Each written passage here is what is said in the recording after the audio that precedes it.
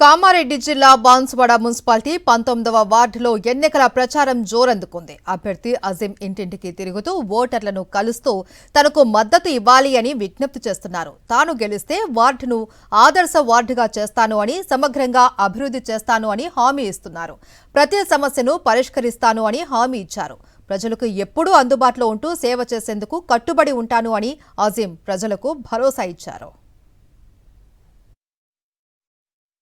Municipal ఎన్నికల సందర్భంగా Congress party 19 ward నుంచి నాకు గుర్తించి శాసనసభ్యులు ఆగురెంజర్ చైర్మన్ కాసుల బారాజన్న గారి ఆధ్వర్యంలో వినయస్వామి నా గురువర్యులు వినయస్వామి అందరు బలపరిచిన వ్యక్తిగా నాకు కాంగ్రెస్ పార్టీ నుంచి 19వ వార్డుకు బీఫామ్ ఇచ్చి నాకు పంపించడం జరిగింది. ఇప్పటిదాకా శాసనసభ్యులు గతంలో నేను కాంగ్రెస్ పార్టీ నుంచి పోటీ చేసి ఓడిపోయినా శాసనసభ్యులు గారు చాలా అభివృద్ధి చేశారు. 5 కోట్లతోని సీసీ రోడ్లు కానీ అభివృద్ధి బాగా చేశారు. అప్పుడు గతంలో మేము ఓడిపోయినాం. ఇప్పుడు రూలింగ్ పార్టీ కాంగ్రెస్ పార్టీ ఉంది కాబట్టి వాళ్ళు నాకు బలపరిచి 19వ వార్డుకు పంపించారు.